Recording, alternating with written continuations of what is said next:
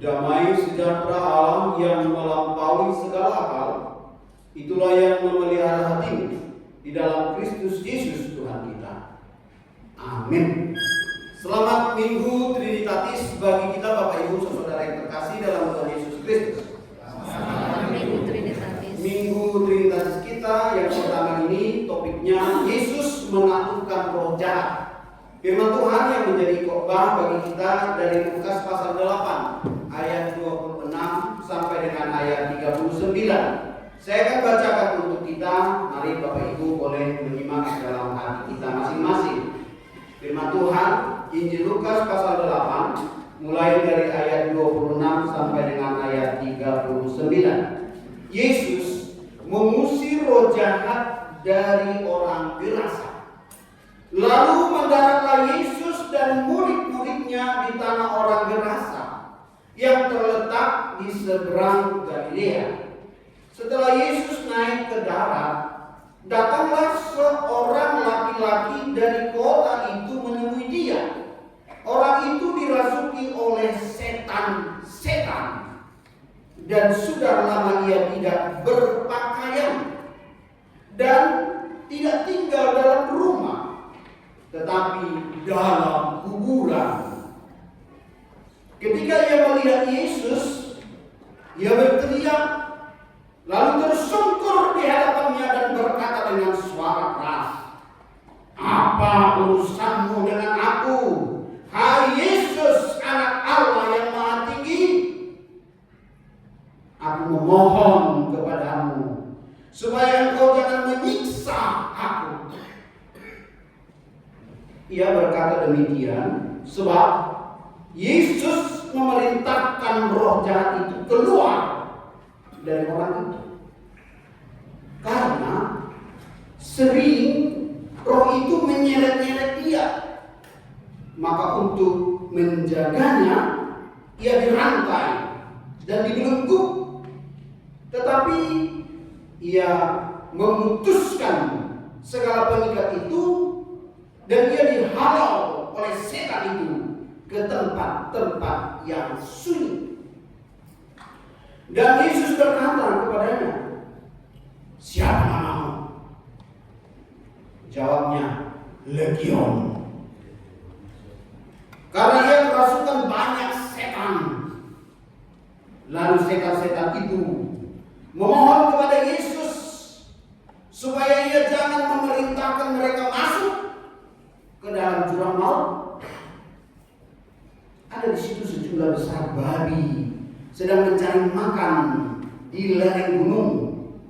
Lalu setan-setan itu meminta kepada Yesus supaya ia memperkenankan mereka memasuki babi-babi itu. Yesus mengabulkan permintaan mereka.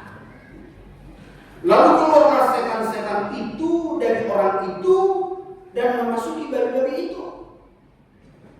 Kawanan babi itu terjun dari tepi jurang ke dalam danau lalu mati lemas.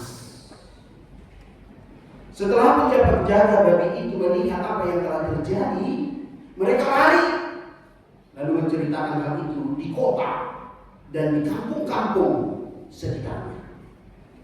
Dan keluarlah orang-orang untuk melihat apa yang telah terjadi. Mereka datang kepada Yesus dan mereka menjumpai orang yang telah ditinggalkan setan-setan itu duduk di kaki Yesus. Ia telah berpakaian dan sudah waras. Maka takutlah mereka. Orang-orang yang telah melihat sendiri hal itu memberitahukan kepada mereka bagaimana orang-orang yang dirasuki setan itu telah diselamatkan. Lalu seluruh penduduk daerah Gerasa meminta kepada Yesus supaya ia meninggalkan mereka. Sebab mereka sangat ketakutan. Maka naiklah ia ke dalam perahu, lalu berlayar kembali. Dan orang yang telah ditinggalkan setan-setan itu meminta supaya ia diperkenankan menyertainya. Tetapi Yesus menyuruh dia pergi. Katanya, pulanglah ke rumahmu dan ceritakanlah segala sesuatu yang telah diperbuat Allah atasmu. Orang itu pun pergi mengelilingi seluruh kota dan memberitahukan segala apa yang telah diperbuat Yesus atas dirinya. Demikian pembacaan firman Tuhan, Bapak Ibu Saudara yang terkasih. Jika kita membaca teks ini secara cepat, mungkin kita akan bisa mengatakan bahwa Yesus itu sudah menjadi Allah, karena dalam teks ini sangat jelas dikatakan oleh si orang yang kerasukan itu, apa urusanmu dengan aku? Siapa? Hai Yesus, anak Allah yang hati. Bayangkan Bapak Ibu, setan-setan sendiri pun mengaku bahwa Yesus anak Allah yang hati. Kalau ada di antara kita yang baru ibadah ini tidak mengaku Yesus anak Allah yang maha tinggi, kita masih di bawah kelas setan. Masih di bawah kelasnya kita. Jadi mari kita mulai berkata pada diri kita, aku Yesus sebagai anak Allah yang maha tinggi. Supaya jangan setan pun lebih tinggi dari Bapak Ibu Saudara semua di sini, ya. Amin. Amin. Mari sama-sama kita katakan, Yesus anak Allah yang maha tinggi. Yesus anak Allah yang maha tinggi. Jangan nanti setan masuk. Ini adalah sebuah cerita yang agak unik. Kenapa? Karena kita melihat dari teks ini Yesus menaklukkan roh jahat. Seharusnya roh-roh jahat. Ya. Kira-kira kita sudah baca tadi, si setan ini mengaku dia tidak sendiri karena dia pakai setan-setan. Gitu ya. Teks ini mengatakan kepada kita setan-setan. Oh, boleh kita baca dulu ayat firman Tuhan dari ayat 38 39, sama-sama kita baca, masih bisa. 38 39 ya. Baik, sudah? Karena ini penting sebagai pengurusan bagi kita. Ayat 38 dan 39 sama-sama.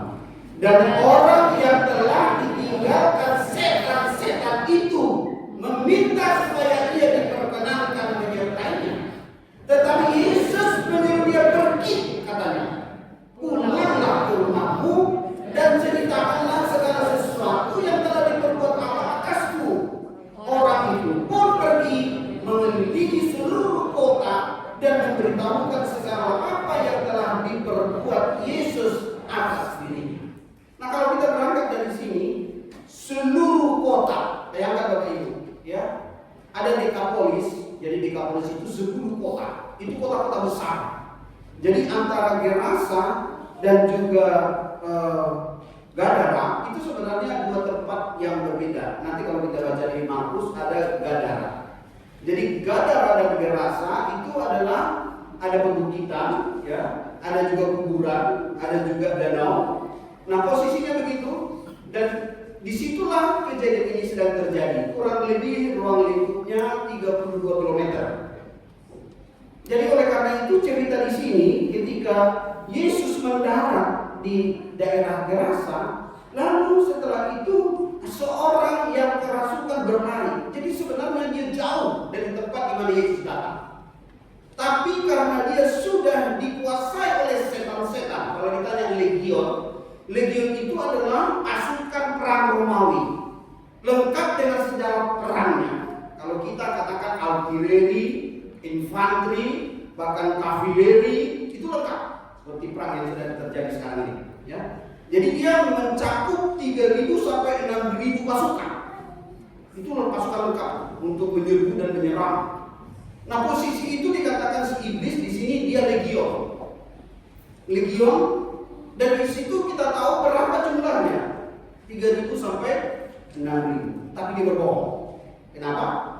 Karena ketika dicatat babi-babi yang akan dia masuki itu 2.000. Jadi dalam hal itu pun si iblis berbohong pada Yesus. Tahu Bapak Ibu? Yesus sendiri sudah di depan matanya masih berbohong dia. Nah, iblis itu berbohong. Nah, sekarang apa yang mau kita lihat dari teks ini, ya? Supaya kita mengerti sebenarnya seluruh daerah di dunia ini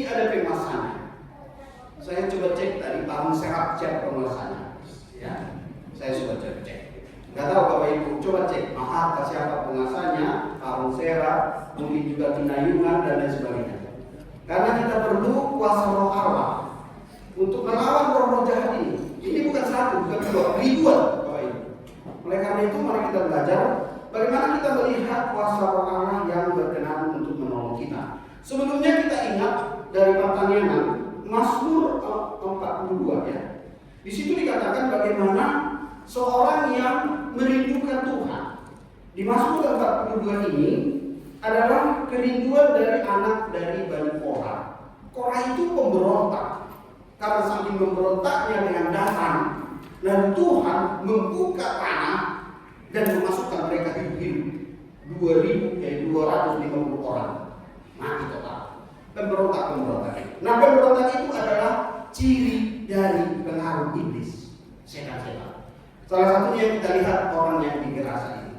Sampai-sampai dia tidak perlu berpakaian. Kalau ada anak di gereja yang tanpa pakaian, kira-kira kita izinkan ya? Baru dia bawa batu, baru dia memukul-mukul kepalanya, lalu dia menjerit-jerit. Seperti beberapa waktu yang lalu kan melayani sekolah. Ya. Ketika ada ibadah anak sekolah minggu dipimpin oleh si tua, dan ada orang tua datang orang bawa tangan, dan beberapa anak langsung ditebas di dalam gereja di sekolah. Itulah orang yang kerasukan setan. Nah Bapak Ibu, itu mirip. Oleh karena itu bagaimana cara kita mengatasi ini? Kalau kita baca dari Mazmur 42 tadi, itu salah satu cara ya. Dikatakan begini, seperti rusa merindukan sungai yang bersih, demikianlah jiwa merindukan Engkau ya Tuhan. Dan ini menjadi tuntunan bagi kita, Bapak Ibu. Mari, dikatakan di sini ayat 6, mengapakah engkau tertekan hai jiwaku, dan mengapakah engkau gelisah?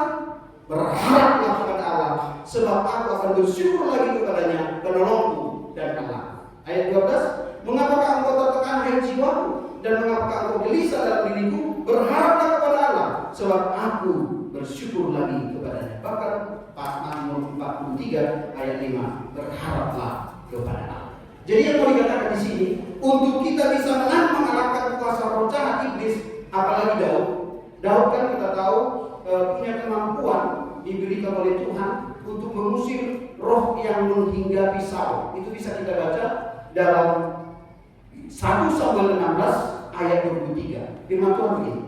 Dan setiap kali ada roh jahat yang datang menghinggapi Saul, maka Daud memainkan kecapi. Lalu roh jahat itu undur daripada Saul.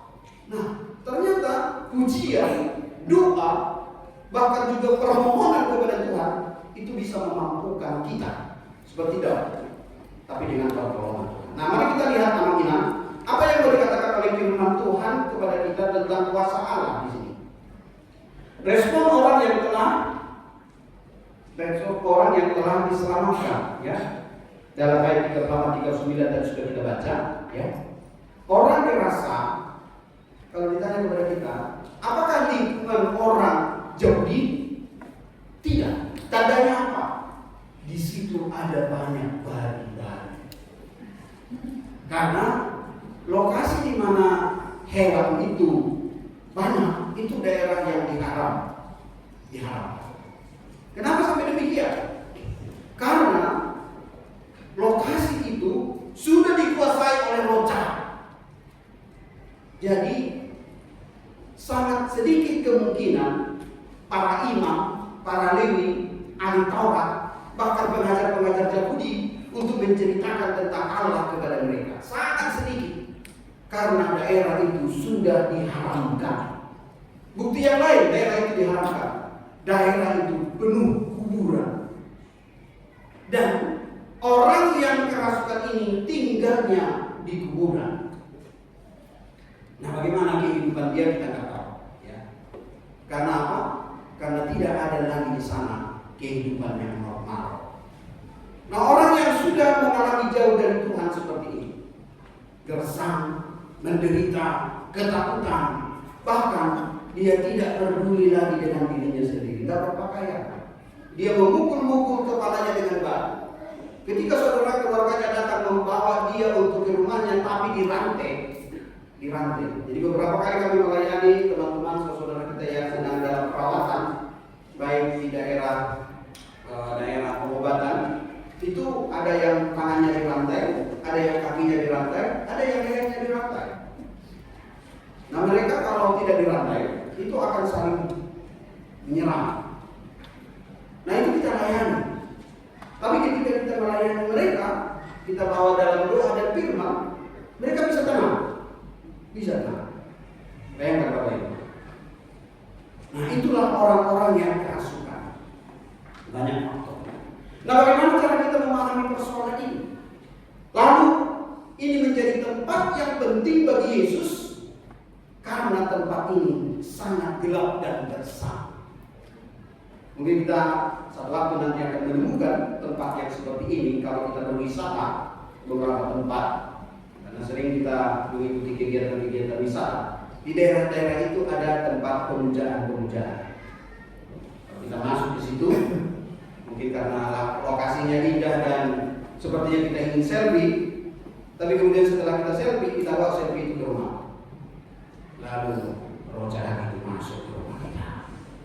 Kita berusaha pokoknya. Kita baca di rumah. Itu kesempatan bagi dia untuk masuk ke rumah kita. Jadi jangan berselfie dengan roh jahat. Nanti dia akan masuk ke rumah kita. Nah, apa yang mau kita pelajari dari sini Bapak Ibu? Yesus sangat peduli dengan saudara, Bapak Ibu, bahkan dengan kita semua jika kita mau datang kepada Yesus. Jadi persoalan yang paling utama di sini adalah sekalipun si orang dirasa yang kerasukan ini sebenarnya dia dikuasai oleh setan, tapi dia datang pada Yesus. Sebesar apapun setan yang ada dalam pikiran orang, dalam hati orang, kalau dia mau datang kepada Yesus, Yesus bisa menyelamatkan. Tapi kalau dia tidak mau datang, menjauh, bahkan mungkin dia tidak peduli dengan Tuhan, Yesus akan menghukumnya. Hanya dua pilihan, mau diselamatkan atau akan dihukum. Di Gerasa itu yang diutamakan bukan manusia. Kenapa? Orang yang sudah sakit dan menderita ini dibiarkan di kuburan. Tetapi daerah itu penuh dengan babi. Itu artinya lebih berharga babi daripada manusia. Mereka tidak butuh manusia, mereka butuh uang, mereka butuh kaya, mereka butuh hebat, tetapi menelantarkan sesama manusia. Ini yang Tuhan Yesus tidak suka. Lalu apa lagi? Orang-orang di Gerasa itu lebih takut setan daripada Yesus. Buktinya, ketika Yesus telah melepaskan orang yang gila dan kesetanan itu, lalu dia bisa berpakaian, dia normal dan waras, lalu apa yang terjadi? Lalu ketakutanlah mereka. Sekarang menjadi pertanyaan, kita lebih takut hantu atau lebih percaya Tuhan? Kita lebih takut hantu atau lebih percaya Tuhan? Kadang-kadang lebih takut sama hantu, ya, daripada Tuhan. Karena kita anggap kalau hantu bisa menyelamatkan. Nah, jangan Bapak Ibu. Di sini jelas dikatakan bahwa Tuhan kita punya otoritas. Dia berkuasa untuk semuanya. Bagaimana cara Tuhan kita, Yesus Kristus, mengajari kita? Yang pertama, ingat, semua yang di dunia ini dalam perintah Tuhan, termasuk roh jahat. Oleh karena itu, Yesus mengusir roh jahat itu dengan sekali perintah saja. Sekali perintah. Bukan. Yesus tidak perlu banyak berdebat, berdialog, berdiskusi, bertanya jawab tentang roh jahat. Bapak Ibu pernah berjumpa dengan orang yang kesurupan di acara-acara? Apa yang dikerjakan oleh teman-teman kita menjumpai orang yang kesurupan? Nah, bertanya, isi rokok, gitu ya? Marga rokok, kan juga? Ada minum. Jangan apa yang benar. Banyak bertanya dan berdiskusi dengan yang kesurupan. Padahal Yesus melalui teks ini mengajarkan kepada kita yang seperti itu tidak perlu diajak bincang-bincang. Kejatuhan Hawa itu karena dia terlalu banyak curhat kepada Tuhan, ya, kurang komunikasi dengan suami. Jadi aman Inam, jangan kurangi komunikasimu di rumah.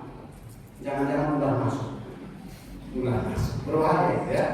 Jadi perintah Tuhan itu jelas, itu yang pertama. Yang kedua, setiap orang yang berada di dalam kuasa Tuhan mendapatkan pertolongan Tuhan.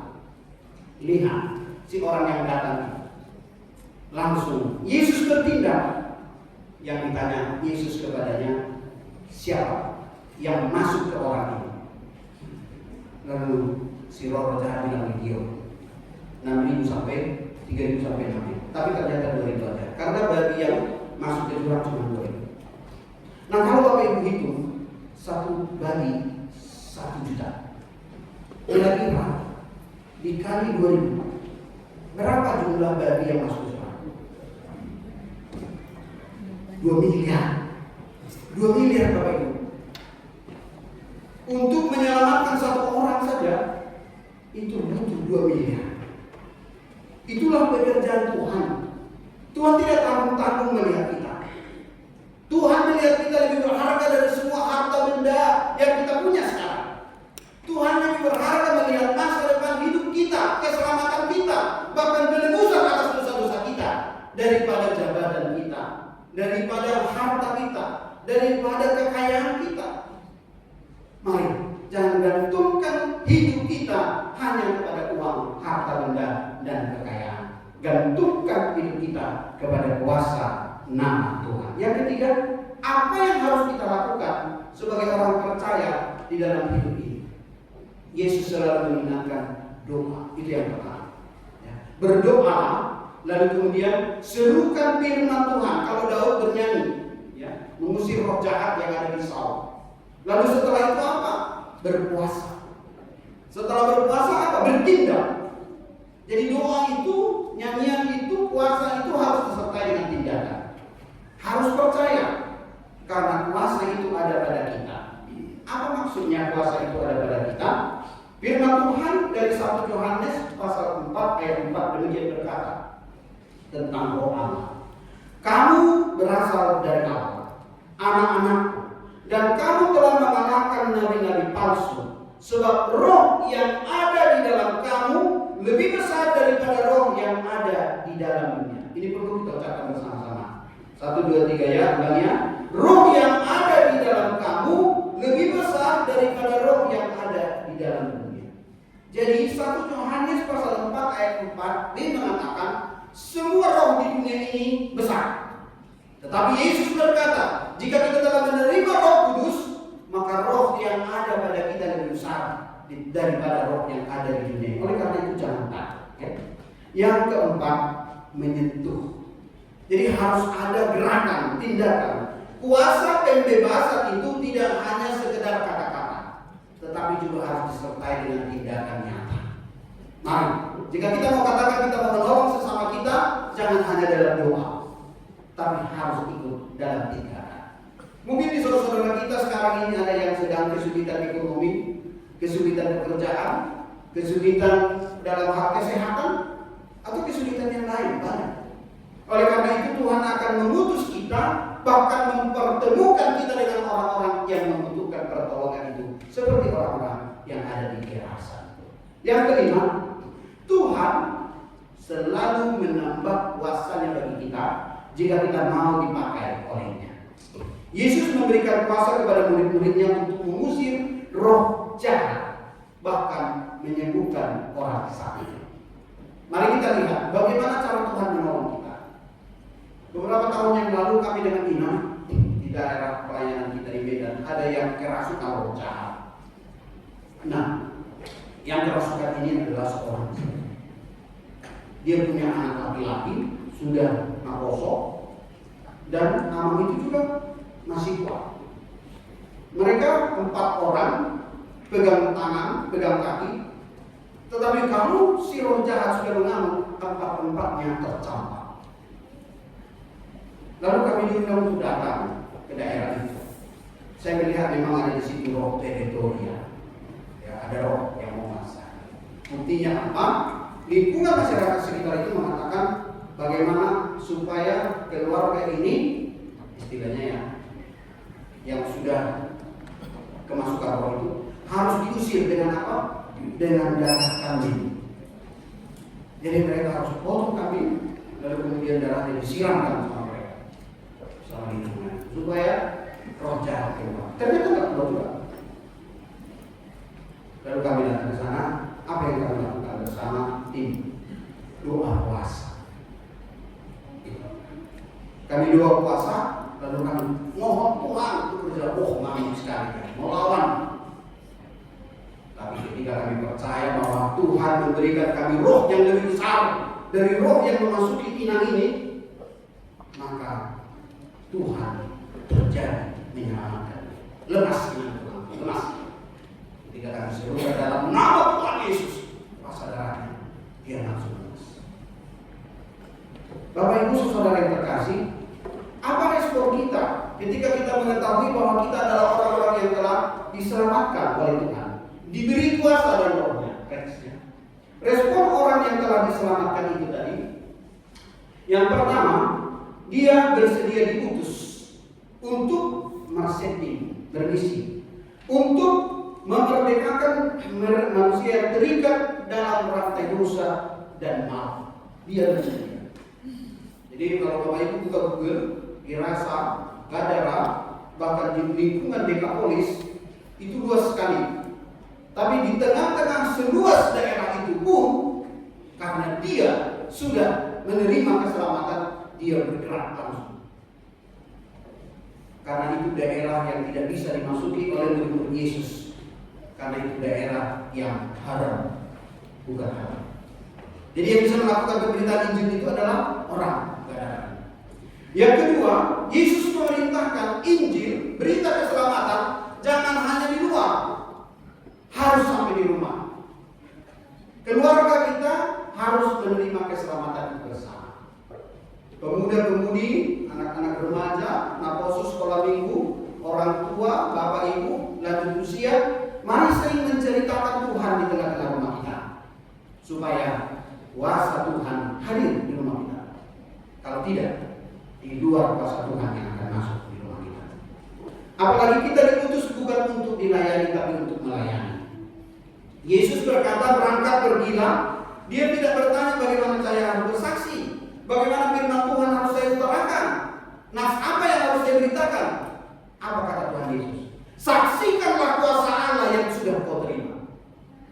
Jadi tidak perlu dia harus belajar Alkitab, tidak perlu dia harus ikut sekolah penginjilan. Tapi apa yang dia lakukan? Saksikanlah apa yang sudah engkau terima dari Allah. Ternyata itu lebih besar kuasanya daripada kita hanya sekedar berkata-kata dan doa. Mari kita saksikan pekerjaan Tuhan yang sudah kita terima. Bagaimana Tuhan bekerja atas hidup kita. Orang-orang yang telah dibebaskan dari ikatan setan oleh kuasa perintah Tuhan, berangkat dan pergi untuk memberitakan Allah di tengah-tengah kehidupannya. Lalu dengan kuasa itulah Allah menyatakan bahwa Allah berkarya melalui kita. Orang yang bertobat adalah orang yang menghargai pekerjaan Tuhan dalam diri.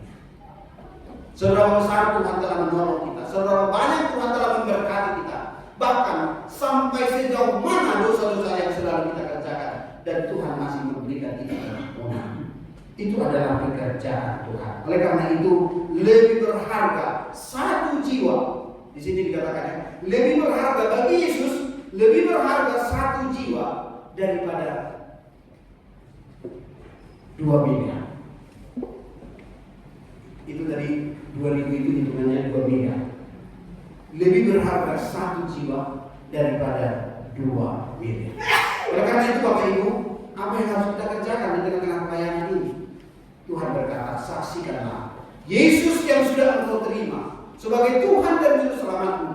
Karena dengan itu engkau akan menjadi orang-orang yang bersama dengan Tuhan, dilindungi dan disertai oleh Tuhan. Bahkan melalui teks Torah tadi yang sudah kita nyanyikan tadi, itu menunjukkan bahwa Tuhan juga sudah menyertai kita. Ada yang unik tadi lagu dari namanya, karena langsung disebut setan. Oklas dinohaki marorota Sai Jesus magende pono nang rope setani. Ini jelas ini kurang jelas banget ini. Nang rope setani lama lucunya alai Jesus doha borusan. Jadi cara kita mengalahkan setan bersukacita. Kok pasti rohani. Yang kedua marulukul, ya. Bukan hanya bersukacita, tetapi saksikanlah pekerjaan-pekerjaan Tuhan melalui hidupmu. Begitu juga dari remaja, ya. Remaja mengatakan, "Ku menyembahmu. Engkaulah kekuatanku. Aku mengasihimu Bapa. Ku yakin ku yakin." Ya, ada kuasa yang tak terbatas, ada kemenangan yang terjadi. Itu kalau kita sudah meyakini ada pekerjaan Roh Kudus. Kalau sebelumnya? Enggak ada ya. Nah, Ina Exoli Sonando. Ini luar biasa, sudah Sonan. Jadi kompak ini. Ini adalah sekolah di Sonan. Sonando di Pasonan Totong Roh. Siapa yang bikin Sonan? Yesus. Tadi ya. Bukan anak. Di Pasonan Totong Roh. Karena Yesus dan karena nama yang baik. Gitu ya. Karena apa? Karena Yesus telah memberikan kepada kita bagaimana cara kita mengatasi persoalan-persoalan kita. Biarlah Amina boleh pulang dengan sukacita. Kita lihat musuhnya bahwa kita selalu berdoa untuk pelayanan. Jadi kemarin malam kami ada laksanakan pengunjungan Baturia ke keluarga Aman Sinaga Toko. Awalnya kami ada beberapa tempat, tapi ternyata di sini. Jadi berkat ini ada pada Aman Sinaga dan Dinas Toko, ya.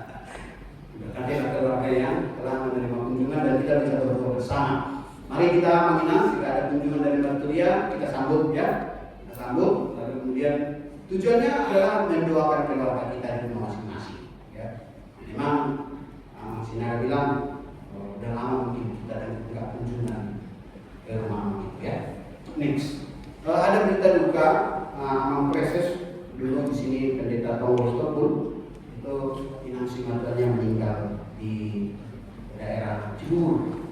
Kemarin malam kami berangkat ke sana untuk menguatkan dan mendoakan beliau. Nanti siang juga disuruhkan oleh inang Preses supaya kami berangkat ke sana untuk mendoakan. Mari kita terus berdoa supaya keluarga-keluarga yang sedang berduka diberikan kekuatan oleh Tuhan sehingga mereka boleh terhibur dan dimampukan oleh Tuhan. Mari Amina, kemanapun kita pergi, saksikan tangan Tuhan supaya Dia tetap berkuasa atas hidup kita. Jangan kita biarkan diri kita dipakai oleh dunia ini. Izinkanlah hati dan hidupmu dipakai oleh Tuhan untuk memberitakan kuasanya. Dan ingat, tema kita harus kita lawan roh jahat.